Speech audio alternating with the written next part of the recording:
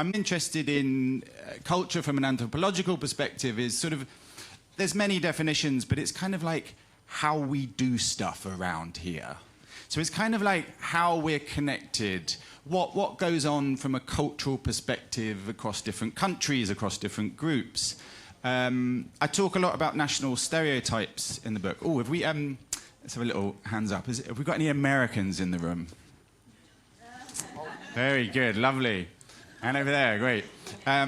So I asked that question a lot, and this is a very civilized crowd. I suspect you may have been here a while, I don't know, because normally when that happens, I get a whoop. Yeah. I can't really do the American accent very well, but there's a real prominence of, yeah, yes, I'm here. I'm like, wow. Hello, America. And as a Brit, I'm like, ooh, little bit much there. I can't quite handle that level of excitement, actually. And over time, having done lots of research in America, I've actually grown to love it. Right? So before, I thought it was just fake. I thought that level of excitement, that level of enthusiasm was just complete fakeness, and I didn't really engage with it. Sorry about that. I apologize now. It's not true. It's really genuine. The amount of energy, openness, and opportunity and enthusiasm that Americans bring is part of the national cultural stereotype, and it's kind of true. And it's very easy to judge that very quickly, but the thing that's underneath it is a belief system that you can achieve anything, right? I used to sort of feel weird. I'd give someone a sandwich and they say, oh, that's awesome, thank you. It's just a sandwich. But actually, like, the level of enthusiasm is sort of, that's part of the American dream. There's opportunity everywhere. And that opportunity everywhere is what makes America great. It does. It makes it such a fun and interesting place to be. So I've been on a bit of a journey on that one. I've been on a bit of a journey on a lot of different sort of national cultures, actually, as well. I thought that have we got any people from China in the room? Oh, fantastic. Hello. So I've done lots of work in China as well, and I think that one of the things you see is that they're so hard-working, and it's real pressure in China to constantly sort of keep up and go harder and go harder and go harder. And I just thought that they were a little bit bonkers. And then what you start to realize is actually they're not just doing it for themselves. They're often doing it for other people, I found. So they're doing it for the family. And actually you might have a child in China, and your parents might move in with you to help with the childcare so you can go back to work. I thought, wow, they're so collective that they even like their parents. It's not true. They don't like their parents, but they still live with them, which I think is just kind of mad, right? You don't have to love your in-laws, but you will take them in and they will help you out, and that's what a collective viewpoint is. So there's all these kind of belief systems that sit underneath what goes on in our stereotypes. And I think stereotypes are... I have a line in the book which is that I think stereotypes are funny because they're true, but they're also rude because they don't really get it, right? It doesn't understand what people really believe in.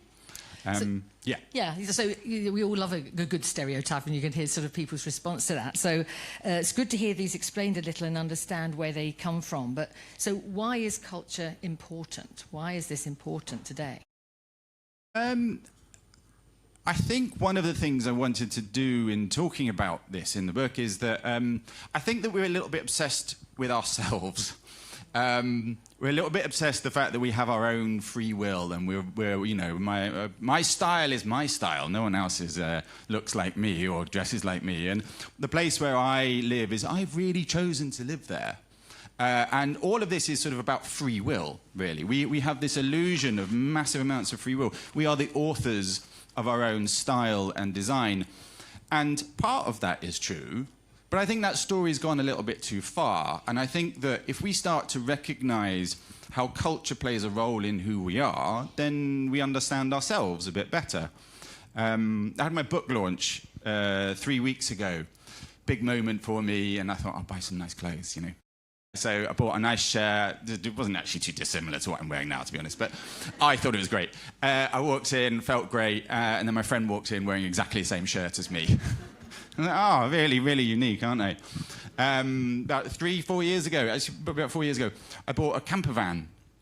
Really researched it so hard, and I really wanted one that, family could go away in, but it wasn't sort of too geeky, and so I bought a van I could then convert. drove the van home, and on the same street as me is exactly the same van that someone else has bought. And the stories, I mean, there's just hundreds of them. Probably the most ridiculous one of all is 12 years ago when my daughter was born, we sort of came home in the car for the first time, and that moment is a really big moment. And we'd obviously thought a lot about how to bring up our kids, what to call them, blah, blah, blah. So, and I got Martha out of the car. She's about 5 days old or something. And our neighbour comes out to see us and goes, "Oh, wow, you've had your baby, congratulations, that's amazing." Then, "Yeah, it was okay, we had to stay in a bit. What did you call her?" "I called her Martha." And she turned around and said, "Oh, the same as our firstborn then." Yeah. All we're doing is that so much of what we do mimics what's around us.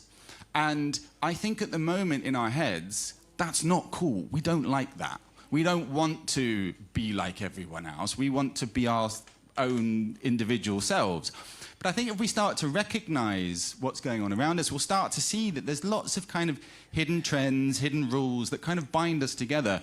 And if we acknowledge them as being a good thing rather than a bad thing, we might actually start to get on with people a bit better. We might recognize that we're maybe a bit more similar than we thought.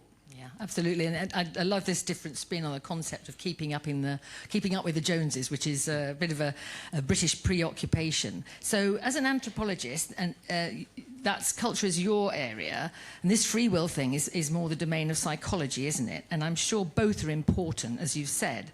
But without getting too much into the academia, what is the difference between the two, and how do they work together? There's a lot of really, really good literature out there about psychology and how it helps people, how it helps individuals. And I think that that's massively important. And, I've had therapy. It helped me enormously. I think psychology is really, really good for understanding yourself. I think sometimes, in my opinion, it goes a little bit too far when it starts to talk about societal issues or how we connect with other people. It still focuses on the self. So I like to... the book's not very academic. I don't like being that academic. I understand some of the principles behind it, but... So I kind of divide it up into kind of cultural cognition. Cognition is like what we think and how we think about the world, how we deal with things from a psychological perspective. Culture, much more from an anthropological perspective. How do we form groups and interact with one another? And I think that in the book I tried to do it in terms of sort of life, business and society. From a life perspective, I think that we've got a slight overreach of psychology. We've got all this kind of therapy speak everywhere in the world. We're desperately trying to set boundaries. We're worried about other people being toxic, as Catherine mentioned earlier.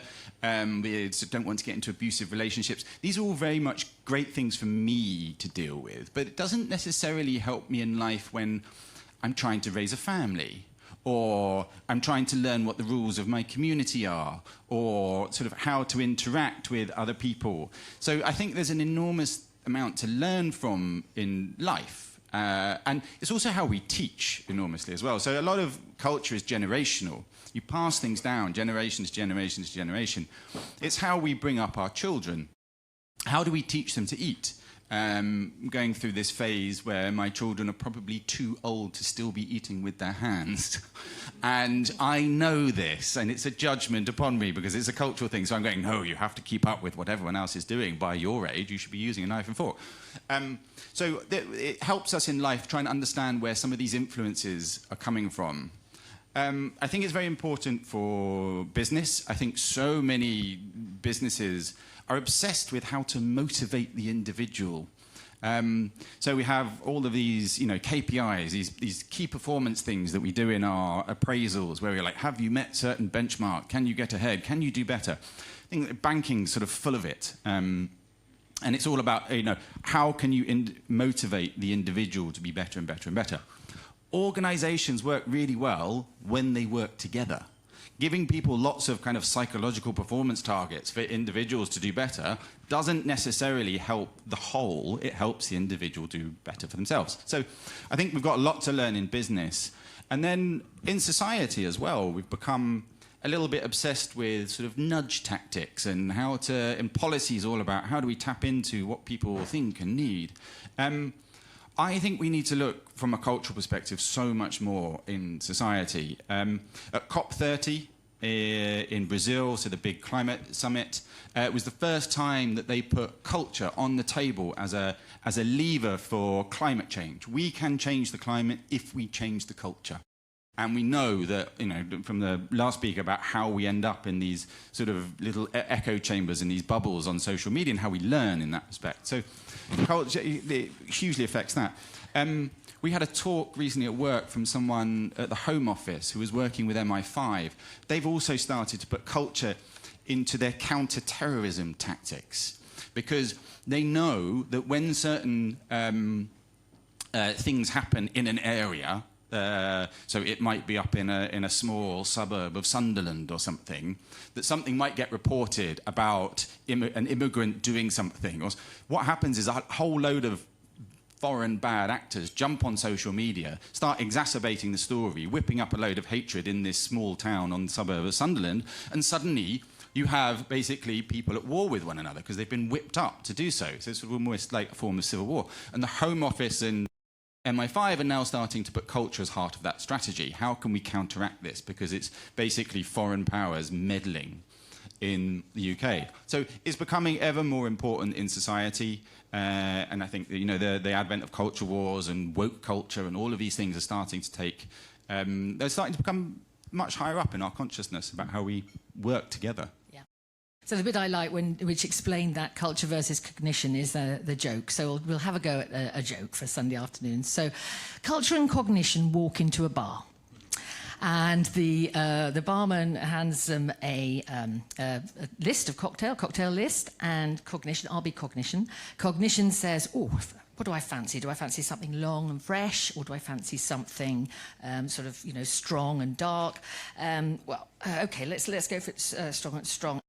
No, margarita, there's no Mexican food here, so I'm not having that. Something long and fresh, caipirinha or a mojito. No, it's a bit strong for a coffee. So, okay, I'm going to have a mojito, right? I'm going to have a mojito. Culture, what are you having? I'm having what you're having. There we are. Researchers doing comedy. I won't give up my day job. Okay, so that's sort of broadly, but you did mention social media, and it's obviously a big topic. It was a big topic in the earlier talk as well. From an anthropological perspective, what do you think about social media in its role today?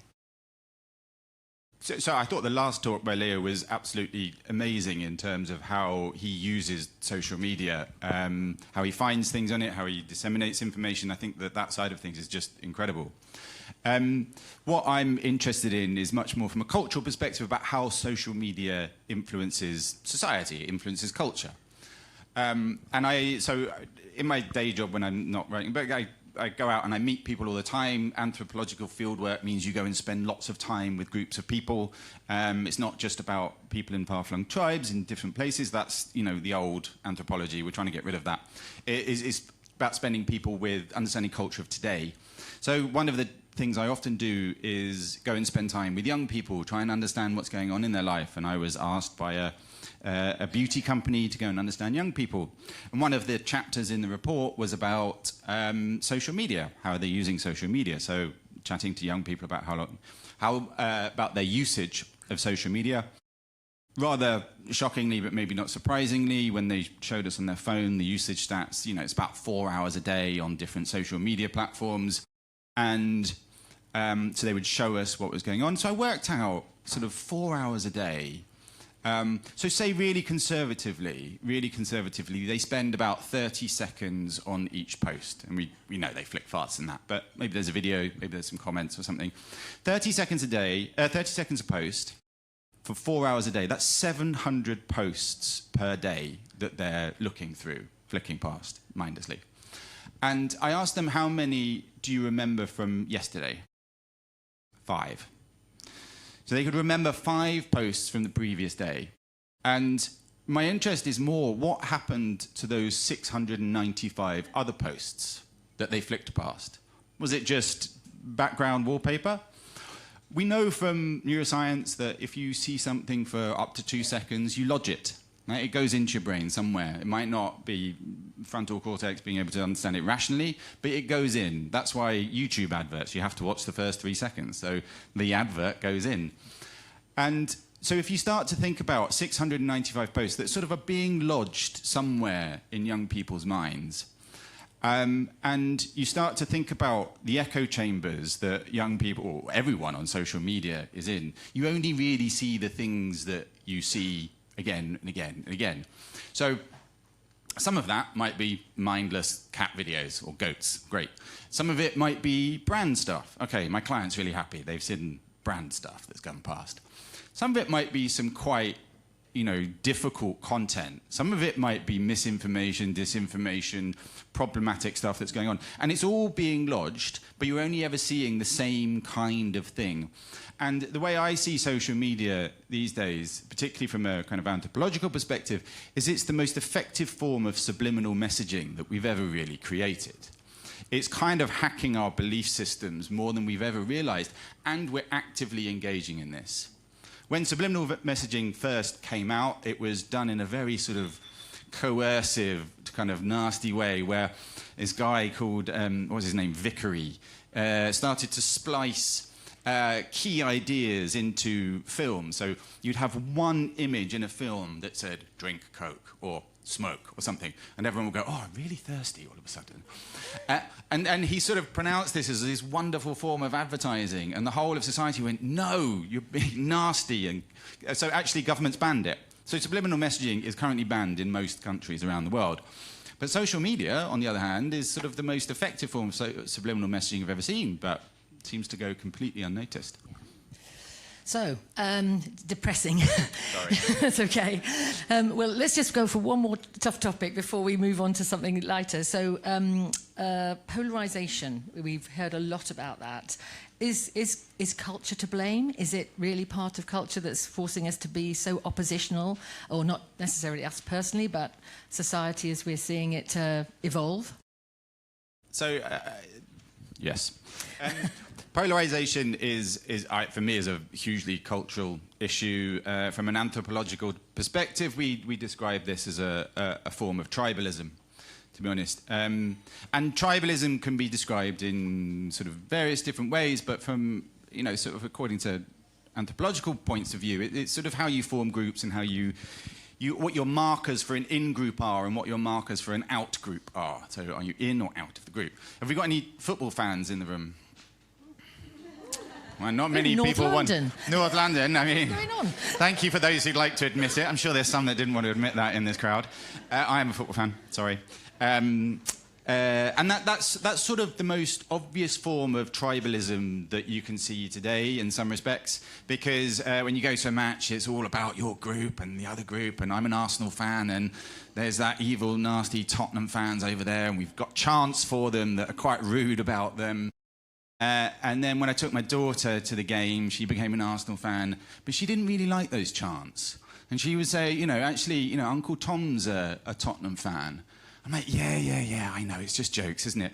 No, but she'd be like, no, but we can't chant that and go and see Uncle Tom afterwards. You're like, yeah, fair point, actually, kid. I'm going to tone it down.